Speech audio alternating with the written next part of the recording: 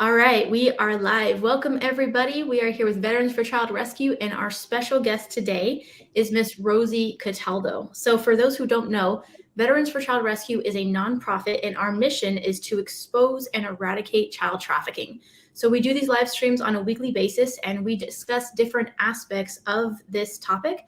Today, the focus is on healing and trauma, and Miss Rosie is going to give us a beautiful glimpse into that and her experience with it. So, Veterans for Child Rescue is a nonprofit comprised of military professionals, former and current law enforcement, senior intelligence community veterans, child abuse and trafficking survivors, and people who are willing to do whatever it takes to end child trafficking in the USA. Rosie has joined us here a few times, and we're super excited to have her here live with us today. Rosie serves as a trauma-informed human trafficking consultant, trainer, prevention educator, and healing conduit. Her passion is offering people tools to create lifelong barriers to traumas and infuse healing and peace. Currently, she supports the Noble's mission to awaken, equip, and deploy, engaging the financial sector and law enforcement to aid in increasing detection and deterrence of sex trafficking and online exploitations.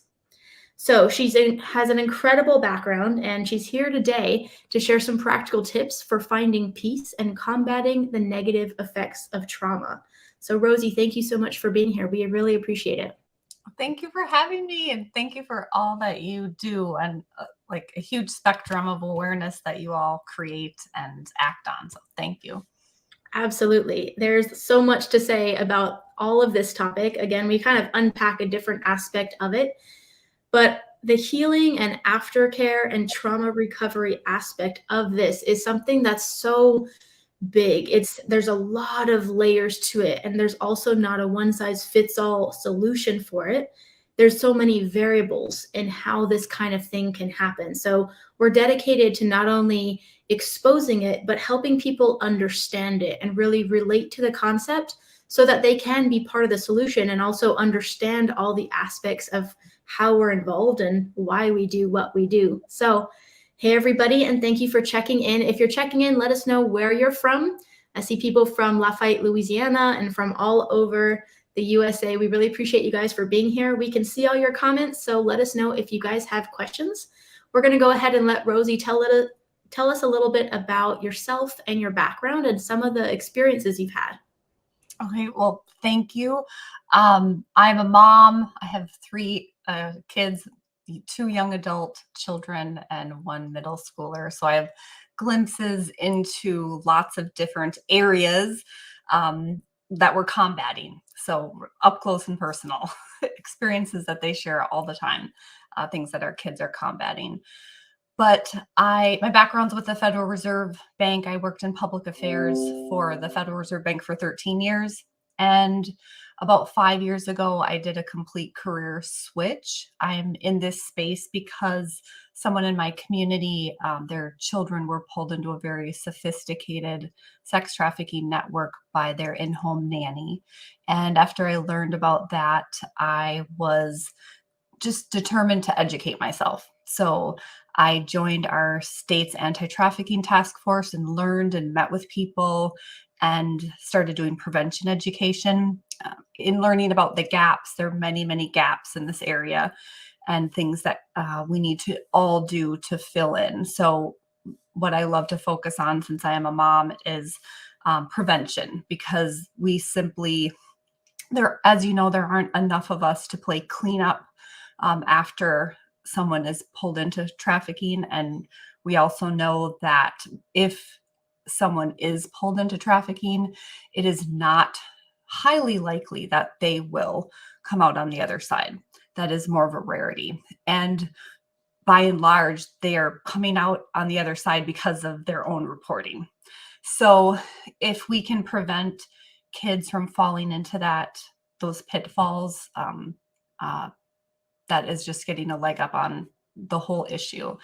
And one of the correlations within people who experience trafficking or exploitation is that the majority of people have experienced a form of sexual abuse, and that is a massive trauma, so disruptive to the body, to the nervous system, to the self. And so if we can, just parents talking to your kids about safe touch and unsafe touch, and who trusted people are in their lives, who's appropriate in their lives to give them a bath, things like that, you can really, really prevent some of these vulnerabilities that exploiters rely on. So within prevention education, I've developed a curriculum for teens about exploitation, and learning about the gaps and being in this area, I learned that one of the biggest ways that we can combat sex trafficking and exploitation is through the financial sector. And it's not just a law enforcement issue. It is bigger than that, and businesses need to come alongside and learn and educate themselves, educate their employees. So I work part-time with the Noble, and I do some communications work with them. They are a nonprofit based in Georgia.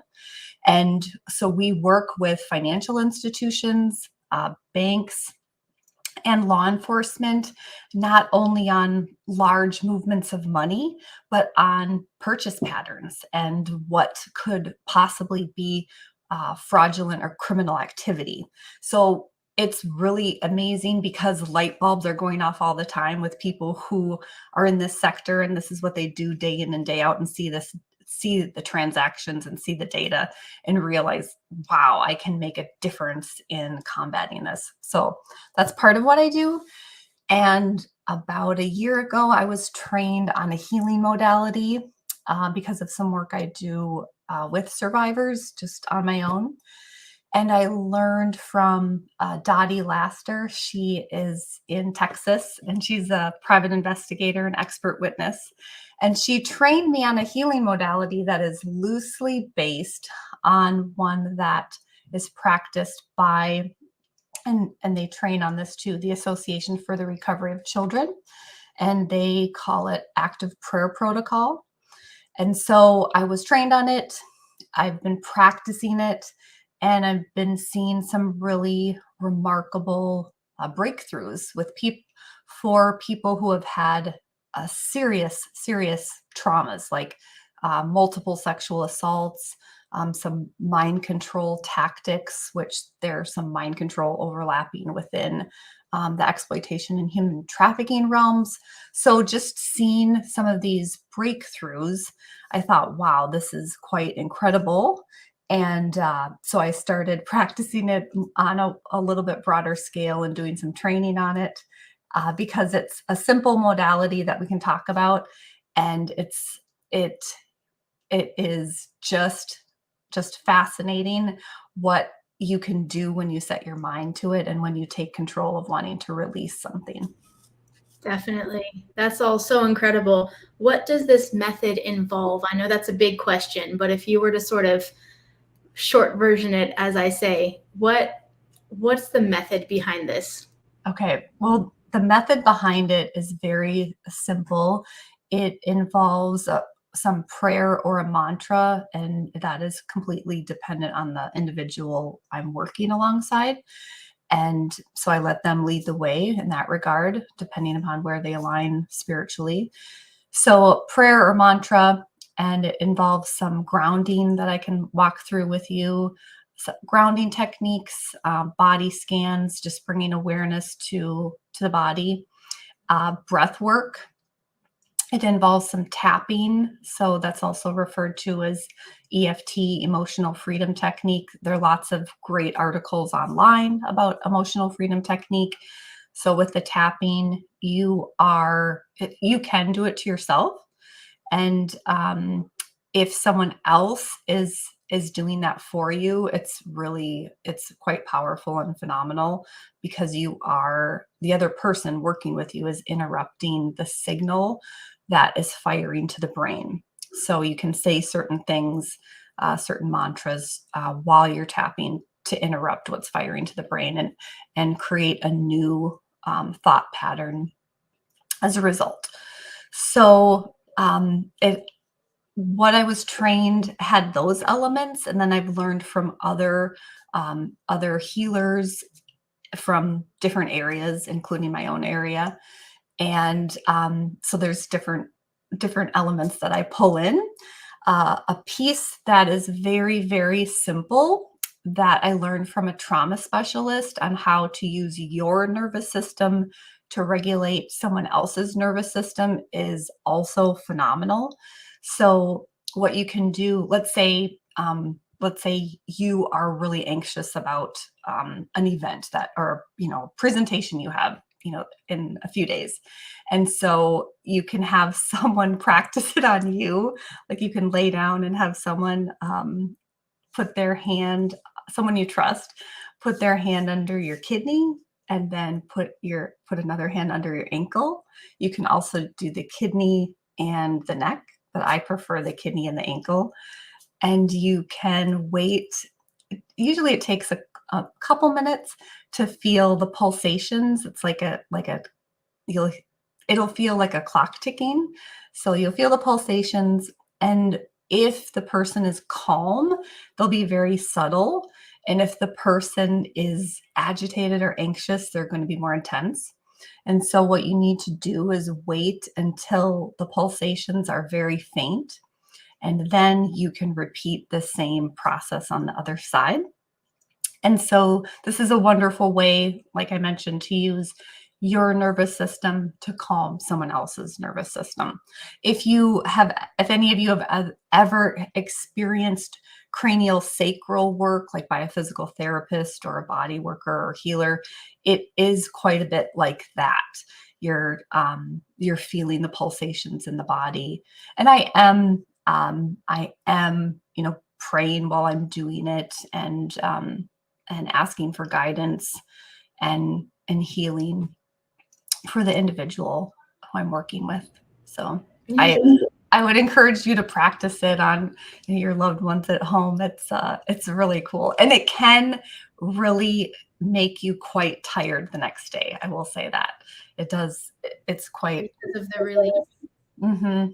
Yes. Interesting. So tell me any details. Tell me about the breath work, both of the individual and also the person administering this, because you said if someone's calm, obviously they're calm, but if they're hyperactive, which is the assumption if they're going to go into something like this, what would the person administering this do with their breath? So I would just ground myself before I meet with someone, or oftentimes I'll do a grounding with the person I'm working with. It depends upon how well I know them and their comfort level. So do you want me to walk through a grounding practice? Yeah, that would be great. And also, for those who might not know, how do you define what grounding is in this instance? I guess another term for grounding would just be centering yourself. So it's calming, finding your center. Because trauma is a disassociation from self. And so when you're disassociated from your true self, that could manifest in different ways. It could manifest as different types of addictions. It can manifest in anxiety, nervous habits, intrusive thoughts, trouble sleeping. So a whole, slew of things.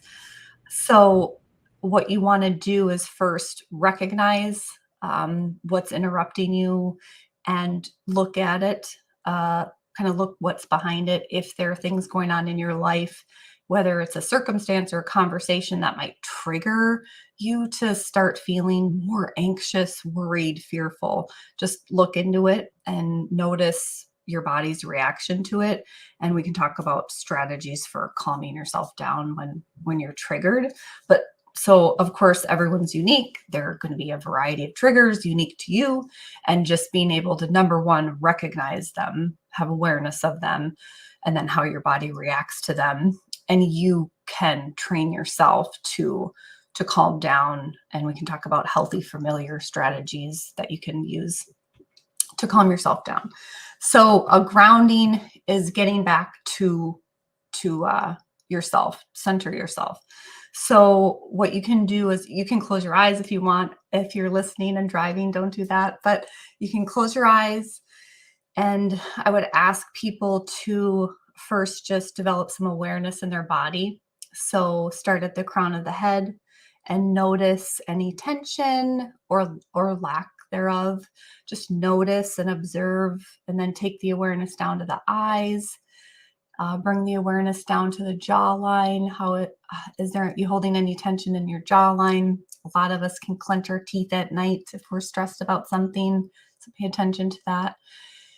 Bring your awareness further down to your clavicle, your shoulders. Try to relax your shoulders. Take some deep breaths and bring your awareness down to your elbows. Bring it further down to your wrists. You can move your wrists if you want. You can wiggle your fingers. Then I invite you to take your awareness back up to your neck area and center on the back of your neck, the top of your spine. Bring your awareness all the way down your spine to your hips. Take a deep breath. Let the awareness travel onto your knees. Bring it further down to your ankles and your feet. Give your feet some love and gratitude for all that they do for you during the day. And take another deep breath. And when you're breathing, it's really important to breathe from your belly. Let it fill up and then slowly exhale. So that is just a body scan that I do, just to make the person that I'm with aware of where they might be holding tension. And then a grounding technique could be like, I have some that are 10 minutes, some that are 20 minutes, but a grounding technique is basically, it's a centering and a type of meditation, but especially for those who have a hard time clearing their mind and focusing, a grounding is a really wonderful way to calm yourself without having to like be worried about being so clear and like nothing going on up here during meditation, because that's hard for a lot of people, especially when you're carrying trauma. So a grounding would involve bringing up some, your feet. You want to be sitting on a chair. You want your spine to be erect. You want your feet to be touching the floor. And then doing some breath work. You can bring up grounding, earth energy from the floor. And I can teach people how to do that and be aware. And you can pull that up into your hips and breathe it in. And then I invite people to bring their awareness to the top of their head. And bring in energy through their spine and ground themselves with that energy, like kind of like you have a tail and you're plugging it into the earth. So you can ground yourself that way. And so it's just basically, those are two strategies for, number one, body awareness, and number two, centering yourself. So of course, it completely, the person I'm with, there needs to be a level of trust, and there needs to be a level of willingness to release something that they're holding on to. So when I work with someone, I will ask them, I'll do an assessment first and ask what is weighing them down most heavily. And if it's someone who, let's say, has just come out of a trafficking situation or an abusive situation, maybe fear is heavily on their mind. So I ask them to rate that. Like just like you would if you were in an emergency room, they would ask you to rate your pain on a scale of 1 to 10. I would ask them to rate, let's say it's fear. Let's rate that. Do you give it an 8? Do you give it a 9? And I would work with the person doing the series that I talked to you about, the tapping, the breath work, doing some of the body work that I mentioned. I would do that with the person until they could get that, let's say it's fear, down to a 1 or a 0. And so then after I work with someone, I would ask to chat with them in about 10 days and talk through, if they had a change in sleeping patterns, if they had any change in eating, in their energy level, and especially talking about what was weighing heavily on them, if that has shifted, dissipated. So it's quite remarkable. The results I've seen are pretty astounding. There's someone I've worked with who was subjected to mind control tactics and some very violent treatment. And he was having a very challenging time sleeping for years and would be interrupted at night with nightmares. And it was really affecting his life in a very negative way. And after we met, we both have some of the same interest in what we do for work.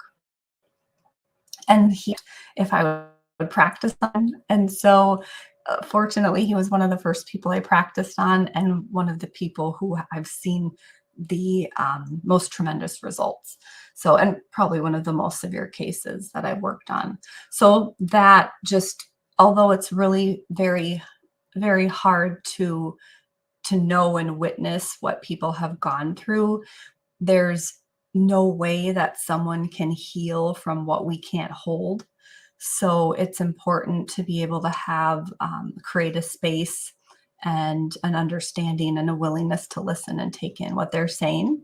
We can't solve all the world's problems, but we can definitely open space for people, because it's one thing, if something is bothering you and you have that really great friend or family member you can call and talk to about it, that's a release, right?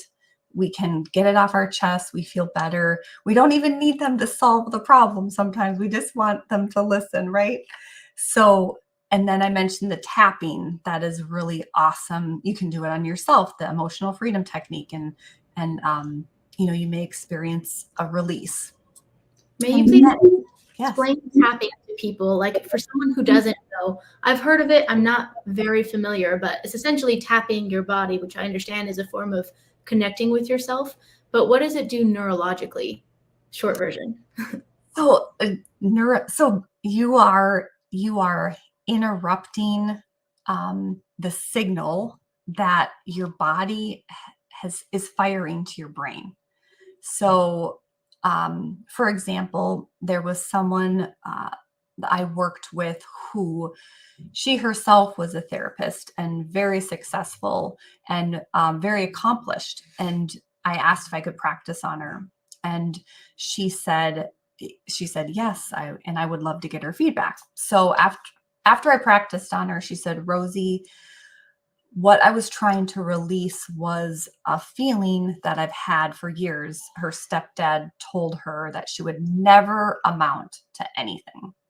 So because of the lies that he told her, she kept them, and she just was very successful, but never felt good enough. She was always trying to do the next best thing to prove herself.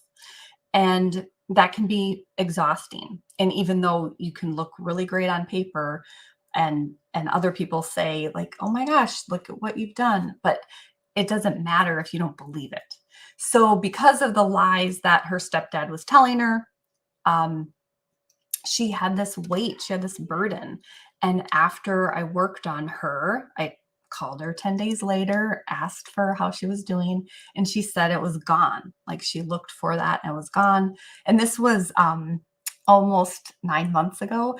And I just called her last week to check in and say, hey, how is that? How's that feeling? Has it been hovering? She's like, no, it's gone. So that's like an example of, the little T trauma. But I just wanted to share that because it's remarkable what can be removed when you're holding space for someone else, and the intention. It's all about your intention. But I don't know if I fully answered your question, Kim. I think it's something I understand. I just want people listening to understand what these methods are and why someone would use them. I think the short version is that if you're experiencing any type of anxiety or fear or whatever, fill in the blank of whatever the emotion that you're feeling that's making you feel out of control, there are ways to press pause and even reverse that negative cycle. So all of these things are tools and tips and tricks that are effective, that are proven, and that you can employ at any time. And by the way, they're free, they're very easy. You can stop in the moment and regain control. So we talked about grounding, which she explained as centering yourself. Tapping, as I understand it, if you're, let's say that your emotions are fear in the moment, a signal is being sent to your brain that's saying, be afraid, be afraid, be afraid. This physical tapping, you're contacting your body. So my understanding, it also helps you be more present and with yourself, which some of us who have experienced insane trauma, a lot of times, like you said, we disassociate or we're sort of out of mind, out of body. So it helps you come back to yourself, but it also physically interrupts the nervous system signal being sent to your brain saying, be afraid, be afraid. Something as simple as literally taking your finger and tapping lightly on your body. It's so simple, but it can do these incredible changes that can help you get to a place of peace where you can then regain control. Exactly. I love it so much.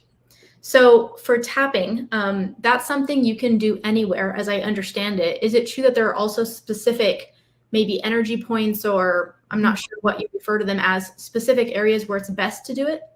Yes, there are different pressure points. And so when I was taught this healing modality, um, I was taught just to work on the left side of the body and tap a couple inches below the clavicle and above the heart. And so that is like where I begin typically. But I also, if one round doesn't of what I do doesn't necessarily bring the individual down to a 1 or 0, I will also work the other side. It's just depending, everyone's individual. So it completely depends. And then with some people, I will start by tapping. I'll be at the top of their head and tap and have them say a mantra and repeat after me and have them tap on different pressure points like the temples and on the side of the nose and on the side of the mouth, the jawline, and then I'll even do the sides of their shoulders to start. But some people, like one individual who I worked with who had sexual trauma, it was manifesting as seizures. And so it was, debilitating to her nervous system at times. And so if I started tapping, she would start to seize. So, okay, rework this. So we did breath work, and I did different points on her body where I'd hold and channel healing for her. So again, it's not a one size fits all for everybody. There's, it's unique to you. There are many different tools to have in your toolbox to help release and move out trauma. And seeing a trauma informed therapist is excellent. And I would never say that this is a substitute for therapy, but it is a beautiful modality that I've seen has been very transformative for people. Very, very cool. Tyler, I know I'm familiar with a lot of these things she's talking about. I want to make sure that everyone is understanding it. Is this all making sense, or is there anything we should define better? There is, it does make a lot of sense. Being able to interrupt the connection is something that I didn't really understand fully.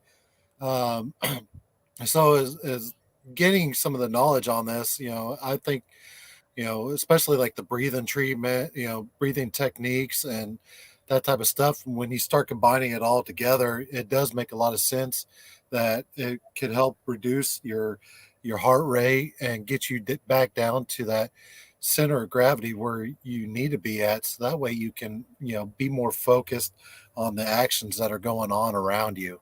So, I do have a kind of a question, how long does it roughly take for someone to, when you start this, to see a difference in their the mood swings or their feelings, or how long does that usually take roughly? With some people, it can happen with one session. And then some others, two or more. It really depends. And also, as you are, it's completely individual, and it obviously depends upon a myriad of different things. But as you are moving through your trauma, then sometimes other things will bubble up and, okay, I'm going to work on this right now. And then that is moving, shifting, and you're feeling better and on a good path. And then some other things will bubble up. So it's important to be able to know how to deal with different things that arise. But to answer your question, it's completely dependent on the individual. I've seen it, like I said, in one and even in two. And the person who's had the most intense trauma, I've had 4 sessions with him, and he's just doing remarkably well. Wow. Yeah. And, to really note, this is, you guys were mentioning that these are tools that you can use to help out. So this isn't just for one thing as fear. You can use it for different types of emotions that you're dealing with, anxiety, depression. If you're starting to get your levels up, you can use this to help calm your body down. And, if you're dealing with different types of trauma, start practicing this and you'll start getting to become a master of it. That way you can start being able to handle yourself a lot more efficiently. Yeah, exactly. I think exactly like you said, you asked like how long does it take to take effect? I think the goal is like with any practice that it gets to the point where you're able to employ the technique that works best for you and find that centering as quickly as possible. So ideally, you can get to the place where maybe it'll take a few seconds or a few minutes, but it is something that people should be encouraged to practice, meaning it's not something you're going to ace the first try.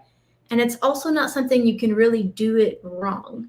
The whole point is really connecting with yourself and just taking a breath and centering. It's doing the opposite of this and anxiety and whatever this is out of control. We're doing this. So it's something, you take your time, you get to know yourself, you get to know your own style and what works for you. But I think you'll develop somewhat like a rhythm where you can detect things that are starting to trigger you or give you anxiety, give you fear, whatever it is. And instead of allowing yourself to escalate and then explode, you can sense that escalation building up and just, it gets much easier the more you do it, I promise. Sabrina has a great question. She says, do you have reputable sources one could access to self-teach or practitioners you recommend in other states? Virginia, maybe. Great question, Sabrina. And I do some online trainings on this modality. So you can reach out to me. My email address is consultrosie@gmail.com. So I do train people who work alongside survivors, trauma-informed practitioners. You don't have to be a certified therapist to utilize this modality, but I would highly encourage you to have a good level of understanding of trauma and how it's stored in the body and how it manifests and can present itself. And every person is unique. Sometimes, you could be working on someone, like I mentioned, the individual I was working on who had seizures. So it involves a lot of intuition with letting that guide you, because everyone's so individual. So I feel like what I do with people varies a bit based on what they need and my intuition with them. But yes, I do train on this. Awesome. Rosie, we need you to make a YouTube channel with tutorials, just letting you know. Really well, yeah, I'm a YouTube nerd. I learn a lot of things that way, and I multitask with different podcasts and tutorials, but there's a lot of value in what you're saying, but you're very relatable, and you're relating this information to the everyday person. And exactly like both of you have said, this information is not just for trauma survivors, even though we probably have all suffered or experienced some level of trauma. So no matter what the level, the fact that there's trauma there, these are tips we can employ. But everyone also deals with some form of anxiety and other symptoms. And all of these tips and tools are not only easy and free, but they're something that you can employ anytime, anywhere. So thank you so much for sharing your gifts with the world and for everything you're sharing with us tonight. Oh, it's my privilege. It's my most favorite part of being in this space. And it's a huge reminder of the power that we can, the healing power that we can provide for one another, even just by listening to someone. That's really huge.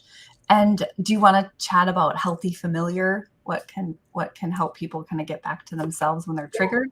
Please. So even just, you don't have, like you were saying, Kim, there are different types of trauma. And I don't really know any person who, doesn't have some form of trauma. So when you are having a rough period, something triggers you, knowing what gets you back to you is extremely, extremely useful and beneficial for many areas of your life. So that can be as simple as your favorite beverage, like a hot tea or coffee, or something that you can just take a break, sip and savor, and just reconnect with yourself, with your breath. Even a favorite sweater, sweatshirt, area to sit, getting back into nature is just very, very healing. So if you're in an environment where you can take a walk near the woods, that's really, really important. Let's say something sparked anger in you and you need to take a break, just moving, going for a walk, exercise. If you can't do that right away, doing something productive like cleaning a bathroom or something, doing the dishes, just to distract yourself, get your energy out, and then come back. So there are different things that you can just have on your list to go to, and also making a list of people you trust, who you feel safe with, who will answer when you call them, to connect with, and just not even to solve your problems, just to lend an ear, to listen and hold space for you. That's very, very important. And animals are amazing. I'm a dog and horse lover, and the chair that I ground in, it happens to be my grandmother's chair. And where I have been grounding for the past year, now my dog goes and sits there because it's really good energy. So dogs are amazing and intuitive. And if you don't have one, I encourage you to borrow one. They're great. Oh, I love it. Yeah, absolutely. Just make sure you ask first. Yes. Ideally, but yes, you don't want to get in trouble with neighbors stealing the dog. Yeah, there's a lot of different types of animal therapy. Like there's equine therapy, mostly with horses, but like you said, dogs. I love, animals just have such a beautiful, peaceful energy, and there's that unconditional love. Mm-hmm. So I think, especially with extreme trauma survivors and survivors of sexual abuse, that kind of, you don't need to talk, you don't need to explain. They're just there and they're just with you. I think that's a really beautiful thing to help people get back to them, as you put it. I love what you said there, knowing what gets you back to you. That's yeah. There's so many tools there. Do you want to talk about different types of? Please. Yeah, I would love, I'm sure the audience would love. If you guys have questions, we're talking specifically about healing and trauma. So if you have related questions, let us know in the comments and we'll do our best to get to you. But yeah, all kinds of practical steps would be super helpful, Rosie. So let's say if you can't afford a therapist, there are phenomenal therapists with lots of great information and tips on Instagram, and a lot of them have podcasts. So it's like getting a therapist in the box. And so there you go. There's a go-to right there. Number one. And if you can invest in a therapist, especially like I mentioned, looking for a trauma-informed therapist is really a wonderful, phenomenal healing tool. And I know people who have had great success with acupuncture. That can be a really wonderful release because your body's holding trauma is stored like pockets in your body. And oftentimes when I'm working on someone, they might get really hot because the trauma is moving. It's like these little pockets are bursting and it's heat. And so acupuncture can be an amazing way to release that. It's phenomenal. So I would highly recommend acupuncture. I know other people who have had incredible results with hypnotherapy. That's wonderful for different types of trauma, even grief, moving past grief. I know most all of us have experienced a form of grief and loss in our lives. So I've heard wonderful, wonderful things about hypnotherapy. And when I am working on people, the grounding technique that I used, I can put myself into a semi-trance state. And so I'm listening and I'm taking everything in, but I'm operating on a different level. So it heightens my intuition. So it's not completely in a hypnotized state, but I say semi-trance state. So I'm empathic. I pick up on lots of verbal and nonverbal cues. And many people who have experienced trauma, they're hyper aware, hyper vigilant. They had to be very aware of what's going on around them all the time. So I would encourage you, empathy is a superpower. And I would encourage you, if you're weighed down by it and picking up on too much, the grounding technique is wonderful. You can search different types of grounding techniques. I should just create a YouTube page and start sharing some. But they're life changers. They're phenomenal to get you back to yourself and even help when you're doing it in breath work and visualize. You can, when you're experiencing something that hasn't happened yet, let's say you're thinking about, public speaking that you have to do and you're getting nervous. So you can also use your brain to like rewire it and think of something that really good is going to happen and notice what happens in your body when you think about those good thoughts. Your body's going to experience a change, a shift when you think about something positive that you want to happen. Something that is really beautiful and so simple is to focus on gratitude. So every morning when you wake up, you can set your intention for the day and actually write down, like, what are 3 things you're grateful for? I'm grateful for this amazing cup of coffee. I'm grateful that, my kids are off to school on time. I'm grateful that I get to see this friend today. So just keeping gratitude top of mind is transformative too. And when I'm working on someone, I always think I'm so grateful for their trust. And I automatically just feel my heart just expand. And I'm sharing this with you because gratitude is so powerful. And you are showing up for someone if you work alongside anyone who has undergone trauma. You are just a tremendous asset to you're like a lifeline for that person. And so that person trusting you is really huge. And anyone who's undergone serious trauma knows trust is really, really hard. That's why it's easier to be friends with a dog than a human, because dogs express unconditional love and some are not to be trusted, but most are. So practice gratitude. It opens your heart tremendously and can be very centering. I really agree with you on that gratitude aspect. I've recently, started implementing that into my daily life, especially in the morning when I wake up. So that way I'm off to a great start throughout the rest of the day.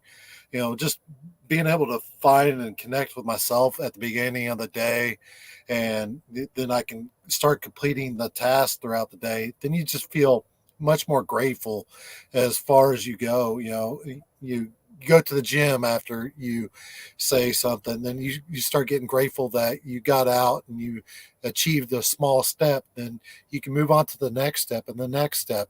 Then you'll start getting somewhere and you'll feel like you got that purpose to get up and, better yourself and, reconnecting with Mhm. it all. So it's really good information that you're putting out there. Thank you, Rosie. Yeah.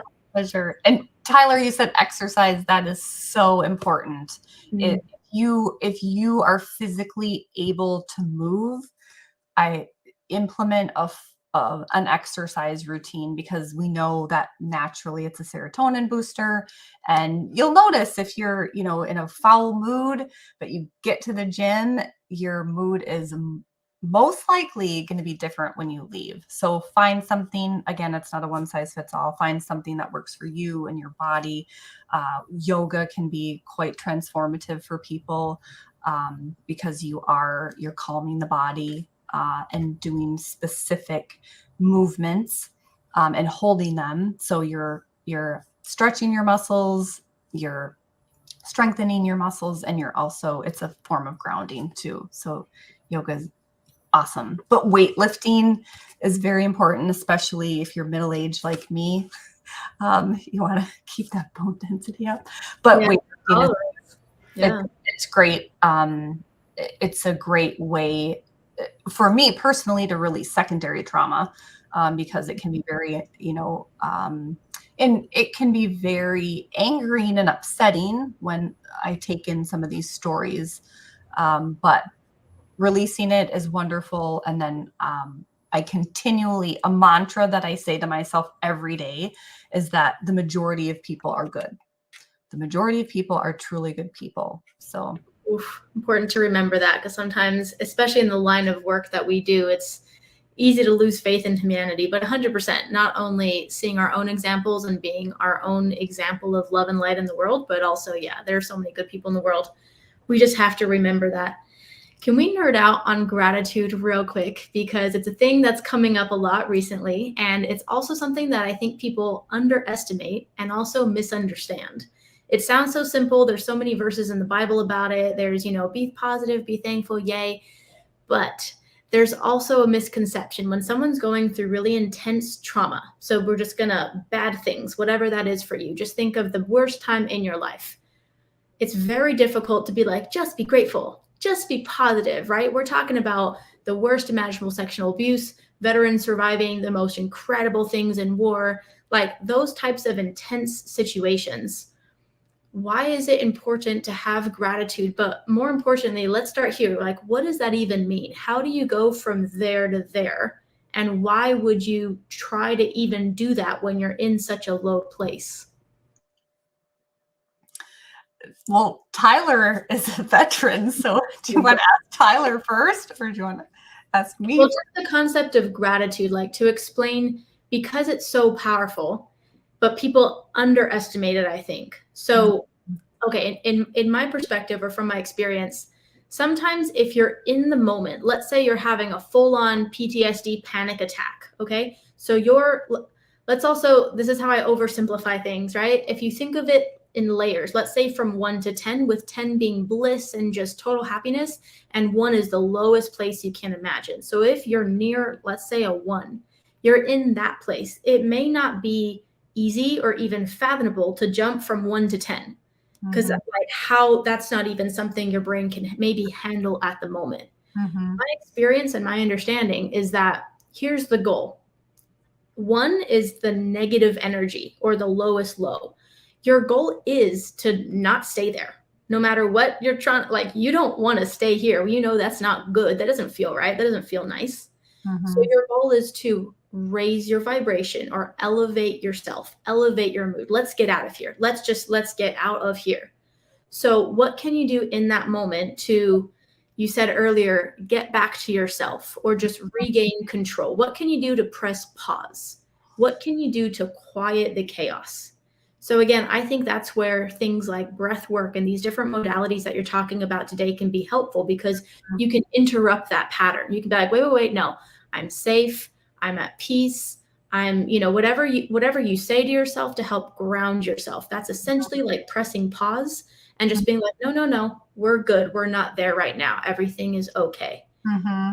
Then I think the goal is to eventually get to the place where you can climb up that proverbial ladder, if you will, to get to a place of, I'm so grateful to be alive. I'm so grateful to breathe right now. I'm so grateful to move. Getting to a place of gratitude is a very high vibrational state. It's not always feasible for people to go from 1 to 10, but you can sort of climb that ladder or escalate to that higher point. That's Mm-hmm. my perspective, but I would love to hear yours. Well, if you're in an unsafe situation, that is failure to thrive. So going back to Maslow's hierarchy of laws, we need safety, number one. And so the very first point is getting to a point of where you're safe. So removing yourself from a situation if possible, removing yourself from a person if possible. If a person or an event or a situation is triggering, you remove yourself. And then find a tool like we were talking about to get back to yourself. So sometimes we will disassociate if we're in a traumatic state. So what do we need to do to get back into our body? So even something like eating a tangerine or like a clementine orange, they're very like there's the citric acid in a clementine orange, that is like, whoa, okay, here's a taste sensation. It sounds so simple, but it is something that you can do to get yourself back into your body. So getting something to drink, hydrating yourself, having a scent that calms you. So even if it's like, our sense of smell is one of the keenest, and we hold so many memories through our sense of smell, our olfactory. And so even having a scent like I know this sounds extreme, but in your pocket, to bring yourself back to, okay, this reminds me of this person or this time or situation of a safer place, that can be very, very helpful. Something that if you're with a trusted person, a person can touch your back to help like calm you. Just, it's a non-invasive place to touch somebody. If you're okay with being touched, just to hold space for you and touch your back. You don't even have to say anything. I'm here for you. I'm right here and I can help you calm down. Again, it's not as formal as how I described holding someone's kidney and ankle, which is that can be very intimate. So just simply placing your hand on someone's back if you have a trusted person to do that. But there are many strategies to get yourself back into your body, and breath work is huge. It's our life connection, and practicing the deep breathing can automatically reduce your heart rate, calm you down, get you back into your body, and have a clearer line of thinking. So those are some little things that you can do.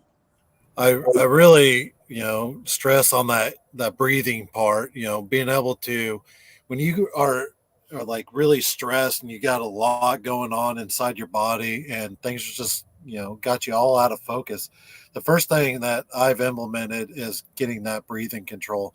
I agree with you. Remove yourself from the situation, get yourself far away from that.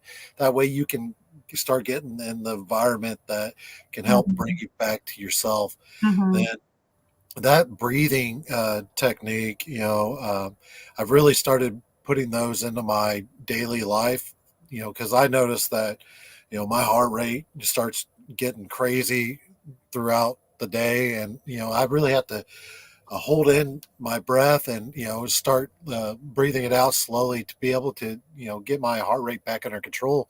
So that way I can start focusing on the tasks at hand that I'm doing. And, if you can start practicing that, and, anytime you start getting some of these emotions that you're dealing with, start implementing these steps that Rosie's sharing with y'all. And it'll really slowly start to better your life in the long run. And that's wonderful, Tyler. I agree. And as you are growing and changing, you you may be changing the people you associate with. So some people aren't going to be happy with your transformation and your healing. And they're going to be, it can be a way of pruning people in your life. So we know that people come into our lives for a season, for a reason, or a lifetime. And so it's up to you to discern those people. And it's really, it's much better to have a smaller, closer circle of friends than to have, many, many, many, casual friends. So be very mindful of who you surround yourself with, especially you especially want to have supportive people to walk alongside you through your healing journey as well. Because some people are going to be cheering you on, and some people aren't going to like it. But you need to stay aligned with what's best for you, not what's best for someone else. Yeah, that's absolutely true. Tyler, you're muted. I said, yeah, that's definitely true. You are who you surround yourself by, and the energy feeds off of different types of energy. So if you're like what Kim was talking about, being down at that level one, if you're down there and you're surrounded by that level one type of energy, you're going to stay down there a lot longer. So, being able to remove yourself and putting yourself in like a level, 8+ spot and environment, will start rising your energy level. And the people that you connect with on the daily, you want to surround yourself with positive people that are going to help Mhm. motivate you to do better, because that's how you find yourself following into these paths of being able to be self-healing. And I just agree with everything that you're saying, Rosie, and thank you for being on here and sharing all this great information with everyone. Thank Yeah, you for having me. definitely. We appreciate you. So for people who want to learn more, we'll put your email back up on the screen. But what are some of your projects? Or I know you got a lot of things in the works, a lot of projects to help more people. We've had a lot of calls about stuff we want to do to help survivors and different people. Tell us where people can find you and also how people can support you in your work. Okay, thank you. People can find me on Instagram, just my first and last name, Rosie Cataldo. You can also find me at the same handle on LinkedIn. And I have a website that's in development, consultrosie.com, for the healing modality, for trainings and for healing. And I do prevention education, and I do some human trafficking interdiction training as well. So, and now you've inspired me to put some videos of the groundings. I'll upload them on the website and I'll share them when they're ready. And I'm really excited to start some of the projects we've talked about, Kim, and have some online seminars for people who want to learn more about how to help trauma survivors or how to heal. And we know that's an ongoing process. Yes, definitely. I'm going to give people a little teaser, but the thing is, so again, I think everyone in the world has experienced some kind of trauma. Doesn't matter how bad or how, light you think it was. The point is that it's affecting your body and that your body can store that as tension and pain and things that can lead to disease. So first of all, we don't want anyone to carry around that type of baggage. It's not necessary, but it can also keep you from thriving. So this applies to everybody. But there are also specific populations or communities of people that have a specific type of trauma due to specific types of experiences that most people have never even seen, understood. Like most people can't comprehend that. So the process of healing from that is very unique to that type of experience. For example, the service members and veterans, they have a very unique type of experience. So regular people may not understand what it's like to be with them or to understand the type of trauma that they have or the way trauma affects them. So they do need a very customized approach. And thankfully, some of that exists. Unfortunately, I don't think it's good enough. And there's so much we can and should still do to help our, servicemen and women. But that being said, it's important that they understand that they need a specialized approach, and the people that help them are also informed in what's beneficial for them. It's not a one size fits all with people in general. So, specifically for survivors of human trafficking and specifically child trafficking, that's a very unique experience, to say that lightly. But it's also something that most people don't understand. And it's also something that there are no established programs of rehabilitation for. There are no therapy programs. There are no established medical care. Yes, there are some grants and some nonprofits and different things. They exist and they're sparse, but there's nothing that's really compiled. Realize human trafficking is the second largest criminal enterprise in the world. Unfortunately, the rate of rescues and people who survive it is incredibly low. But that being said, there are a lot of people out there who are essentially invisible to the world and who don't have a program that can help rehabilitate them and help them reintegrate into life and build relationships.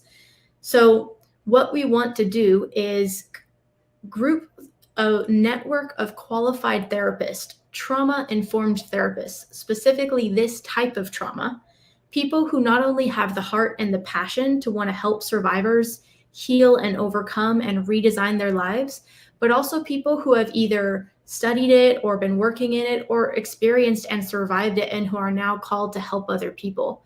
We're wanting to get those people together and help provide survivors with a safe place and a vetted network of people who can actually understand and help them. You'd be surprised how many therapists will just give you this blank stare and be like, oh my God, that's terrible. I don't know how to help you, but I would be suicidal too. Like, I'm being sarcastic, but this happens often and it's not helpful for someone who's really at risk in the moment. So, long story short, we're wanting to make this happen as a part of Veterans for Child Rescue and also as part of people like Rosie who are putting her gifts out there in the world to help people, because there are proven things that are easy. A lot of times they're free or just very available. And these can not only help someone find peace and hope, but it could even save a life. So lots more to come on that, but we're excited to work with Rosie and other people who are going to be really instrumental in providing this and creating this program for people who really deserve it and need it. Yeah.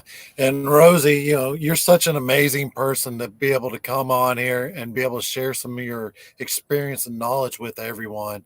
I remember last week when I reached out to you, for some guidance on another topic that we were discussing with Craig on, unaliving yourself and, reaching out to, if you're in a stressful situation, or if you've got a loss of hope, you know, I just want everyone to realize, one thing I got from Rosie was ask for help is a sign of strength, not weakness. Mhm. So if you're going through something, please reach out. I learned a lot of things from, being able to discuss with Rosie. A lot of people would rather be there for you right now and support and help you than attend your funeral. So, if you're going through something, please definitely go out there and search for the better you. You want to be here, and everyone else wants to be here, wants you to be here with you. So, Mhm. all right, ladies, are we wrapping it up or what we got going on here? Yeah, any final words, Rosie, or anything you feel is important to share along these lines? I'm really grateful. My heart is full of gratitude that we've connected and that for sharing your platform with me. And it's being in this space can be very, very challenging because you are seeing some of the worst that humanity has to offer. But on the completely opposite side of that spectrum, I also get to balance it with some incredible healing that was just taught to me out of the goodness of Dottie's heart. And I just took what someone gave me and expanded it and practiced it. And, I get to witness some miraculous transformation. So it's it's a huge gift for me personally to be able to be a witness to that. And it's just too good to keep to myself. So I'm really grateful that you have an open mind and open heart, and that we can share it with other people. I agree. We all have gifts out there. It's up to us to be able to share that with the world. And, if you got something positive, make sure you share it off with someone. It could make their day, or it could, alter their life understanding. You never know. So just be there Mhm. for someone. And, I'm so grateful for you being able to come on, Rosie. So with that, I want to give us off with a little message. Then I believe, Rosie, you're doing the prayer. Is that correct? I'm happy to. All right. Um, All right. okay. Thank you, everyone, for joining with us this evening. Whatever you're carrying in your mind, in your heart, I pray for you, pray for all the people I haven't met yet, and pray that you have the strength and the courage to ask for help and to be vulnerable, and know that that is your strength. It is not a weakness. And when you show your true self, the right people will come in and align with you and help you and support and guide you. So I pray that for all of you listening. And I thank you for how you show up in the world and be your true, authentic self. I love that. Thank you That so was much. beautiful. Mhm. Yes, thank you. Again, everyone, we appreciate you all tuning in and being able to, hear the advice of Rosie. She's got so many years of knowledge and experience that's built up in her. So she's able to share her gifts off with the world. I wish you all a great night, and thank you for joining us. Thank you, everybody. Thank you.